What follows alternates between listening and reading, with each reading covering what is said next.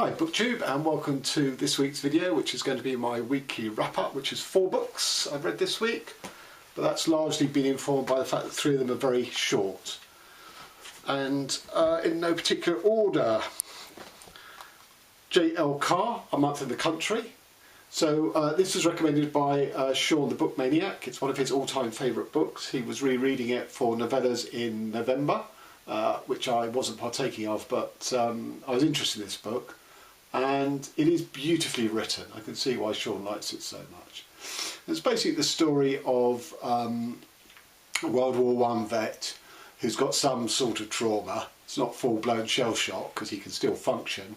And he's also an art restorer, and he gets a commission up in the sort of rural Yorkshire for an old church, medieval church, where they've discovered a buried mural, medieval mural. So he's gone to sort of restore it and release it from whatever's sort of used to cover over it. And it's really a story about, he finds comradeship with another ex-soldier who's also working on a commission up there to discover the remains of a man who wasn't allowed to be buried in the churchyard, was buried in a field. Then there's the sort of high church versus low church, 2 churches in the village. The high church is obviously the medieval one where he's working in. There's also the low church of the station master and his daughter. The wife of the priest of the high church may or may not be sort of flirting with the soldier, or ex-soldier I should say. So there's all these sorts of elements, plus the metaphor of this sort of art restoration itself. There's all these elements, but they are portrayed in beautiful detail, small sort of snatches on each, but I couldn't quite see how they all came together to represent, anything of sort of weight, really. I felt it was like looking in close-up at the brushstrokes of a painting and admiring that brushstroke, but when you stood back to look at the painting as a whole, you got nothing else. It didn't add anything to the sort of the close-up work, and that's what I felt about this book. So sorry, Sean. Slightly disagree, but I can see exactly why you like it so much, because it is absolutely beautifully written, for which I gave it 4 stars. And on to the next book, Jack Vance, The Languages of Pow. So this was recommended to me by Elizabeth at Bookish North in Norway, when I put out a call saying, anyone know of any science fiction books that have sort of language as their sort of central theme? And she said this one. And I went on Amazon, and it's out of print and you can't get hold of it very easy. So Elizabeth very generously said that she'd send it to me. And not only that, but she was coming to London and that she'd pop it in the post to me, which she did, and it arrived on Monday. So I read it this week. So thank you to Elizabeth for that. And we are hatching, hopefully, a Anglo-Norwegian booktuber meetup in February with me, Elizabeth and Celia, which would be fantastic if we can make that happen. So watch this space. Okay, so on to this book. So it's, I'm going to put it down now. Hopefully now YouTube will recognise that, amongst these books that I'm holding up forever, it will give me a thumbnail that includes a book, because the last 3 or 4 videos it's failed, so it's got me very irritated. So The Language of Power is a series of planets occupied by versions of humanity, but they're all very different culturally and to some extent physically.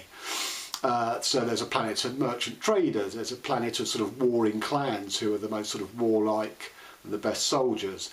There's a planet of sort of agrarian rural farmers who are very sort of phlegmatic and sanguine, and they don't change, they're very conservative, which is Pow. That's the planet called Pow.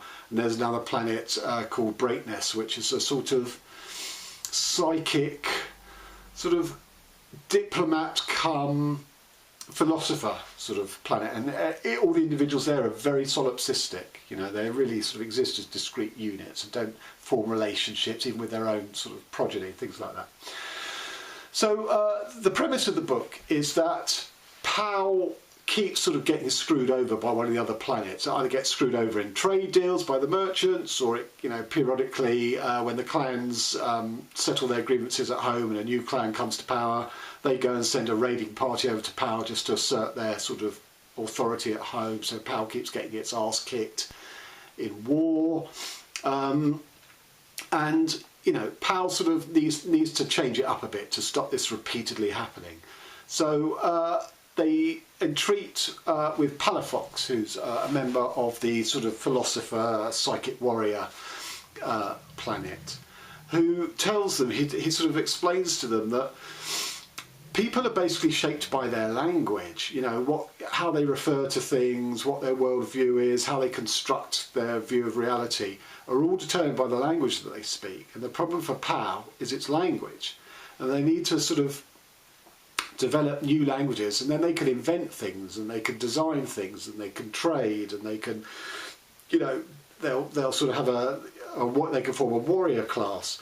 So there's a sort of long-term project of you know, basically sort of human terraforming of parts of POW's population to bring all this about, so that POW can be in charge of its own destiny.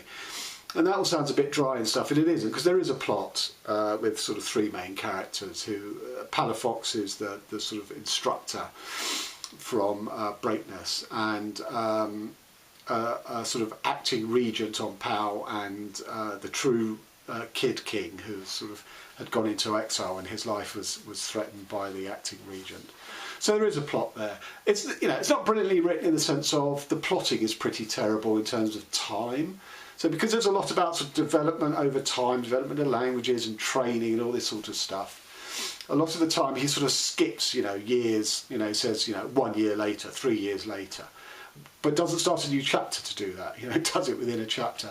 And that's pretty aggravating, because it's supposed to have the sense of this sort of continuous development over time, but it isn't. It's almost the whole thing in real time, with one line saying, oh, actually it's 3 years later. So that doesn't work. But the ideas I found were fascinating. Now, Elizabeth, who has studied linguistics, points out that these sort of theories have been, you know, debunked, which I can sort of totally see. But that doesn't mean they're without value, especially to a creative fiction writer like myself, who's obsessed by these things. You can make a lot out of this. And you know, what I'd offer you is, if you think about, you know, the jobs we have determine our musculature, the tone of our muscles. So if you have a sedentary job, you're in an office, you know, sat down all day, that's going to define one type of body type. Whereas if you're on a building site and you're, you know, carrying bricks or whatever, you know, it's going to develop your upper arm. So in a way, I would offer that as a sort of what's going on with language in here. So although it's a debunked theory, I still think there's value to it. So, you know, I enjoyed this book. You know, I gave it 4 out of 5 because of the ideas in it. It's not a great plotted book. It's not a terribly involving. The characters aren't terribly involving. I'm not sure I really cared who won the ultimate sort of, you know, battle of wills or whatever. But the ideas alone carried it for me. So 4 out of 5. On to Void Voices by James Knight. So full disclosure, James Knight is a mate of mine who came to my launch, and I would have gone to his, except I was over in Paris doing an event myself. And this isn't his debut. He's written several books, but this has been published by Protext. And if you'll see the back of the book, I don't know if this is standard for all Protext books, it's a wage packet, you know, sort of design. And what this book is it's very sort of, you know, fragmentary, fractured narrative. It's a prose poem, and it is a zombie T.S. Eliot leads James Knight, or the poet, who calls himself the Bird King, through a tour of Dante's 9 Circles of Hell. So in a way that T.S. Eliot is interrogating Dante, James Knight, the author, the poet, Bird King, whatever you want to call him, is interrogating T.S. Eliot's The Wasteland. And that's what this book is, in that there's lots of echoes of both obviously Dante and Eliot, but sort of 2.0 version, the internet age. So there's lots of stuff about sort of social media, there's stuff about Brexit and Trump. So it's sort of an updating, but much more fragmentary and fractured and hallucinatory version of The Wasteland. And, you know, I think it's really, really good. But, you know, you have to be into this type of book. So I'm going to read you the very first page to give you a sense of how the narrative is. Because that way you'll decide, oh yeah, I'm into this sort of thing as I am, or actually no, this is kind of too way out there. Apologies to James if I don't get the rhythms of this right. Then I woke up, right in the middle of a horrible dream. Yes, I woke up. I dreamt I was about halfway there, around the midpoint at midday or midnight. Around the middle of the journey, I found myself, I lost myself in the deep dark woods, or what I took to be the woods, it was difficult to see the canopy of trees, blocked out whatever light there may be, or may not have been, from sun or moon. About halfway along the journey, roughly halfway to what I took to be halfway through, there was no way of knowing, not really. I ended up, wound up, found myself lost in the woods. I found myself within a forest dark, for the straightforward pathway had been lost. Fucking sat-nav was useless. Where are we? It said. Turn left. I turned left. Fucking useless sat-nav. Where are we now? This is nowhere. Trees or columns as far, all directions, stiff white under dark poplars or pillars. Are you lost, little girl? Then noticing a thinning, a lightening, a space opening behind the trees parting as I walked through them like curtains, drum roll. Quiet in the auditorium, the low rumble of the opening bars of Das Rheingold, curtain up to reveal the rocky slope of a hill, jagged against bloodshot sky, happy as an injury, glad as disease. And that's what it looks like on the page. So as I say, it is sort of prose poem-like. And, you know, I think, although there is sort of Trump and Brexit and a certain sort of instantaneity about it, it's more than that, I think. I think if you just sort of, you know, it took me less than an hour to read the whole thing, and I think if you just allow it to wash over you and just see sort of what gently massages, you know, your thought associations. You know, I enjoyed this. I got a lot out of it, but you know, it won't be everyone's cup of tea. So I gave this 4.5. And finally, another full disclosure. This is The Study Circle by Haroun Carr, and it's published by Dead Ink, who are the publishers of my books. Obviously, I know Haroun very well. And I think, yes, this was the book that was published by Dead Ink, the next one after mine. So, you know, the next time that, you know, you sort of blithely describe a whole group of people or a community, all as one, you know, they all think the same, they all, you know, have the same view and stuff. Read this book, because that will disabuse you of that sort of lazy thinking. Because this book represents every single shade of what it is to be a British Muslim. You know, your relationship to faith, are you a modernist or are you a traditionalist?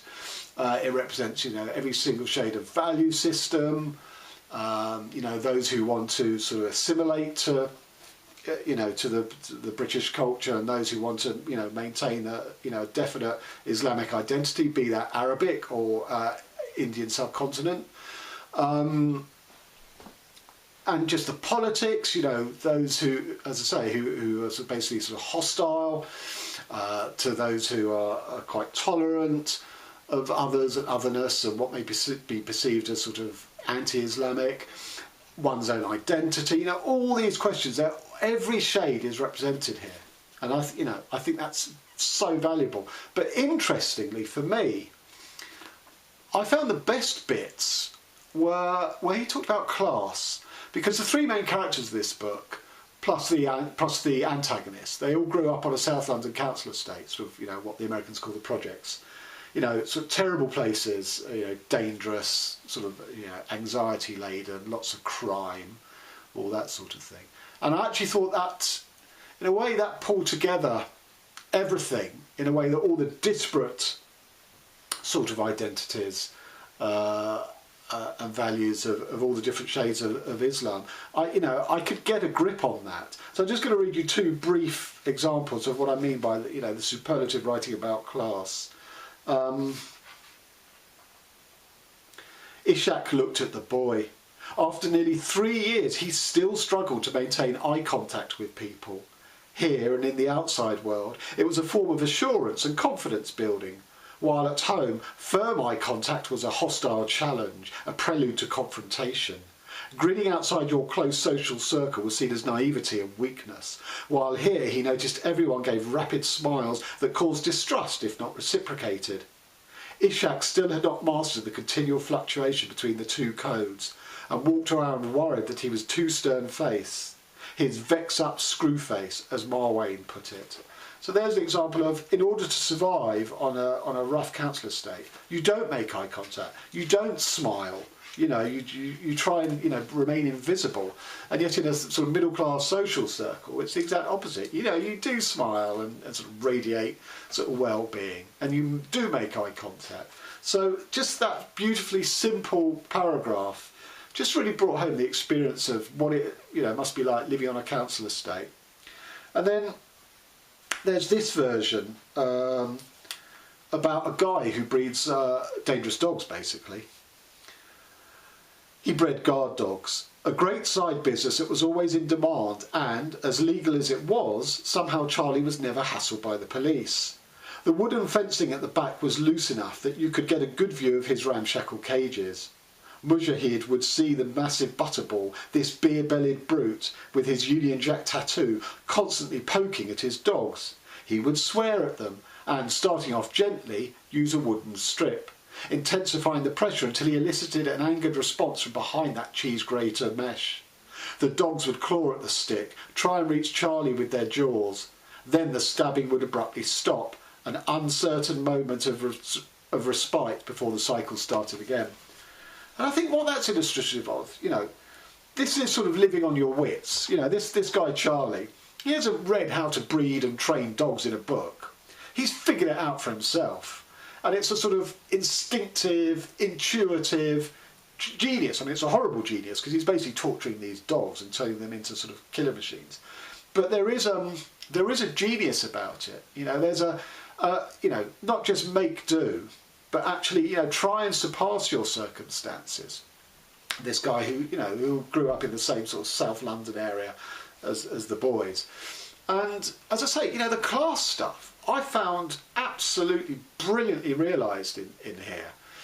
I will say that where there are action scenes, such as a confrontation on an estate with a knife, a stop and search raid by police just because you're Asian, a full-blown race riot, I found them much more engaging than when two characters were sat in a cafe or stood on the balcony of these high-rise tower blocks, basically talking and positioning themselves within the sort of Islamic spectrum of, the whole, where they stood in those sort of culture wars. And there was a lot of that, but I think that's inevitable in Haroun trying to sort of represent this diversity and breadth within Islam, within British Islam anyway. So it's absolute. In Britain we have a sort of anti-homegrown terrorism strategy called Prevent, which is not fit for purpose and is racist to boot because it profiles basically. And there's a lot of pressure to have it reviewed. And if it ever does get reviewed, whoever's on that panel should read this, because then they will know it's not a one-size-fits-all legislation to deal with this issue. And that is, I think, the value and the importance of this book comes from that. So there you have it. 4 books. J.L. Carr's A Month in the Country, which was 4 stars. Jack Vance, The Languages of Power, 4 stars. James Knight, Void Voices, 4.5 stars. And Haroun Khan, The Study Circle, 4.5 stars. So, pretty good week really, no duff books at all. I'm about to plunge into an 800-page book, so having read 4 books this week, I know, my next review video is going to be at least, 2 or 3 weeks' time. It's the new Sergio de la Pava book. He wrote A Naked Singularity, which is a great book, and this is his follow-up from there. And I'm looking forward to it. So till next time, thanks very much.